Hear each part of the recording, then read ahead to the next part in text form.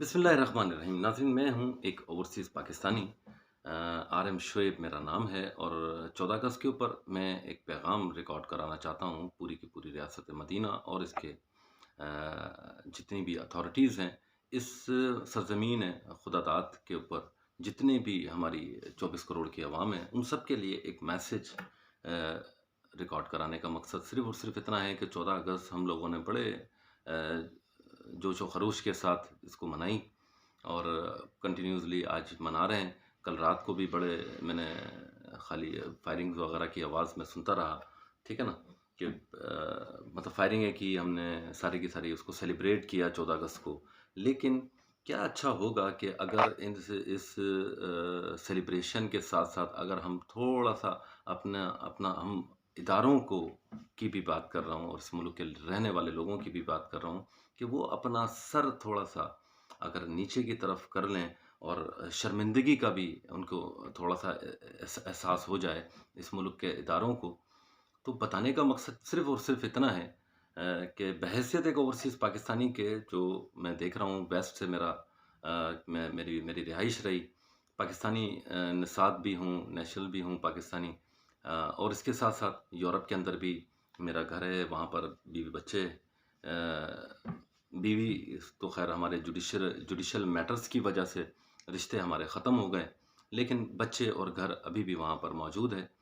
تو آج آپ کے سامنے میں بیٹھا ہوں، بتانے کا مقصد صرف اور صرف اتنا ہے کہ اس وقت پاکستان کے اندر ہم ہر 14 اگست کے اوپر بڑے نعرے لگاتے ہیں، جھنڈے خریدتے ہیں، جھنڈے لگاتے ہیں، سب کچھ کرتے ہیں، لیکن ان تمام چیزوں کا حاصل اصول کیا ہے؟ اگر ہم ریئل گراؤنڈز کو ذرا چیک آؤٹ کر لیں تو ہماری کوئی بھی اس وقت پورے پاکستان کے اندر جو گلی محلے ہیں، ہماری خاص طور پہ میں کراچی کی اگر میں بات کروں تو لوگوں کے گھروں کے اندر پانی کس طریقے سے گھسا، یہ تمام کی تمام سوشل میڈیا کے اوپر ویڈیوز اس کی پہلے سے اویلیبل ہیں۔ کیا صورتحال ہے، بجلی کی کیا صورتحال ہے، پانی کی کیا صورتحال ہے، ٹھیک ہے نا۔ اسی طریقے سے اگر ہم دیکھ لیں، بجلی یہاں پر تقریباً الیکٹرک سپلائی جو ہے وہ ہر 2 گھنٹے کے بعد یا 3 گھنٹے کے بعد 1 گھنٹے کے لیے جاری ہے۔ وہ جو بھی ہمارے ایشوز ہوتے ہیں، وہ وراثتی ایشوز ہیں، وہ کبھی بھی سیٹل ڈاؤن تو ہوں گے نہیں اس ملک کے اندر، کیونکہ دنیا کے کسی بھی ملک میں لائٹ جانے کا کوئی کانسیپٹ نہیں ہوتا، لیکن پاکستان ایک ایسا ملک ہے جس کے اندر میرا خیال ہے کہ جوڈیشری کو، عدلیہ کو، ہمارے اداروں کو، اس ریاست کو ایون آج تک اس بات کا احساس نہیں ہوا کہ رات کے ٹائم کسی بھی ملک کے اندر، کسی بھی مہذب معاشرے کے اندر لوڈ شیڈنگ کرنا ایک اخلاقی جرم ہوتا ہے، قانونی بھی جرم ہوتا ہے، لیکن یہاں پر کوئی قانون نام کی رٹ ہمیں دکھائی نہیں دیتی۔ میں خود اس سسٹم کا شکار ہو چکا ہوں پاکستان میں، صرف اور صرف آنے کے بعد ایک غلطی میرے سے یہ ہوئی کہ پاکستان میں آیا صرف ایک پازیٹیو مقصد کے لیے، اپنی والدہ کا آپریٹ کرانے کے لیے، اور آج تقریباً 8.25 سال کا ٹائم ہو چکا ہے، جس میں سے 6.25 سال نظر ہو گیا ہے پاکستان کی ہماری جو بہترین عدلیہ ہے، جو رینکنگ کے اندر تقریباً 128ویں نمبر پر آتی ہے، اور مراعات لینے کے معاملے کے اندر وہ 6 نمبر پر دکھائی دیتی ہے۔ یعنی کہ ان کو مراعات اتنی چاہیے، ان کو پیٹرول چاہیے، ان کو گھروں کے بلز چاہیے، ان کو الیکٹرکسٹی چاہیے، ان کو ہر مہینے ہزاروں لیٹر فیول چاہیے۔ ایک ہمارا جسٹس جو ہوتا ہے اس کو تقریباً میرے اندازے کے مطابق 25-30 لاکھ روپے ماہانہ کے اوپر جا کے پڑ رہا ہوتا ہے، اور ان تمام چیزوں کا مقصد صرف اور صرف یہ ہوتا ہے کہ وہ بہترین انصاف جو ہے وہ فراہم کرے۔ لیکن بدقسمتی کے ساتھ اس معاشرے کے اندر ٹرالیوں کے اوپر آج بھی 1953 کے جو کیسز ہیں، 1948 کے، 49 کے، 50 کے جو کیسز یہاں پہ ہماری عدالتوں کے اندر چل رہے ہیں، ان کے اندر جو ٹرالیوں کے اوپر تو ان کی فائلیں لے کے آئی جاتی ہیں۔ تو بتانے کا مقصد یہ ہے، ہر ادارہ آپ کا کرپٹ ہو چکا ہے۔ پولیس کے محکمے کو آپ اٹھا کے دیکھ لیں، کسی بھی محکمے کو اٹھا کے دیکھ لیں۔ میں ایک ویژن کے حوالے سے ایک بڑا اچھا پوائنٹ میرے ذہن میں اس وقت ابھی آیا ہے، وہ میں بتانا چاہوں گا۔ میں ایک تقریر کسی شیعہ عالم کی سن رہا تھا، ایران کے حوالے سے، اس پہ ایک پولیٹکس پہ، حالانکہ میرا اہل سنت والجماعت سے میرا تعلق ہے، لیکن کوئی بھی اچھی بات ہوتی ہے تو اس کو سننا چاہیے، اس کو بتانا بھی چاہیے۔ تو یہی میری کوشش ہے۔ تو بتانے کا مقصد صرف اتنا ہے کہ وہ جو شیعہ عالم تھے، انہوں نے ایک واقعہ سنایا کہ ایران کے حوالے سے، کہ سلمان رشدی کو جو انہوں نے قتل کا فتویٰ دیا، جس وقت امام نے ایران کے امام جو بھی تھے، انہوں نے جو قتل کا فتویٰ دیا، تو ان کے سارے کی ساری ویژن میں آپ کو بتانا چاہ رہا ہوں اس کے اندر کہ قوموں کا ویژن کیا ہوتا ہے، اور ہماری قوم کا ویژن کیا ہے. صرف اور صرف پاکستان زندہ باد کے نعرے لگانے سے پاکستان زندہ باد نہیں ہو جائے گا. پاکستان عمل کرنے سے پاکستان زندہ باد بن سکتا ہے. تو بتانے کا مقصد یہ ہے کہ ان عالم نے جب سلمان رشدی کو کے قتل کا فتویٰ دیا، تو پوری کی پوری ان کی کابینہ، ڈپلومیٹس، تمام کے تمام لوگ جو ہے وہ وہاں پر مطلب ان کے پاس آئے. انہوں نے کہا کہ امام صاحب یہ آپ کیا کر رہے ہیں. وہ امام بھی بہترین، مطلب آپ اس کا اندازہ لگائیں کہ لیڈرشپ اس کے پاس موجود ہے. وہ صدر بھی ہے، وہ تمام کے تمام اس کے پاس اختیارات ہیں. آپ کے فورن منسٹر وہاں پر پہنچ جاتے ہیں امام کے پاس، اور آپ کے جو بھی چیف جسٹس ہیں وہ پہنچ جاتے ہیں. اسی طریقے سے ان کی آرمی چیف ان کے پاس پہنچ جاتے ہیں. ان سے کہتے ہیں کہ یہ فتویٰ اس کی ضرورت نہیں ہے اور آپ یہ فتویٰ دے رہے ہیں. انہوں نے کہا، کہنے لگے فتویٰ ملک کی صورتحال کو دیکھ کے نہیں، قرآن کے الفاظوں کو دیکھ کے فتویٰ دیا جاتا ہے. تو انہوں نے یہ فتویٰ جو بھی دیا ہے وہ اپنی جگہ پر صحیح ہے اور درست ہے. تو وہ کہتے ہیں کہ جتنے بھی ڈپلومیٹس وغیرہ ہوتے ہیں، جتنے بھی بڑی بڑی مطلب آفیشلز جو اس کے اندر ہوتے ہیں، وہ تمام کے تمام یہ کہتے ہیں کہ امام صاحب اگر آپ نے یہ فتویٰ صادر فرما دیا تو آپ کو پتہ ہے کہ اس کے ساتھ ساتھ ہمارے اوپر بڑی بدحالی کا ماحول ہمارے اوپر آ جائے گا. تو امام صاحب کہتے ہیں کہ کیا چیز ہے جو ہو سکتی ہے. انہوں نے کہا کہ جی پہلے تو اس ملک کے سفارتی تعلقات ختم ہو جائیں گے. انہوں نے بولا اچھا پھر اور کیا ہو سکتا ہے.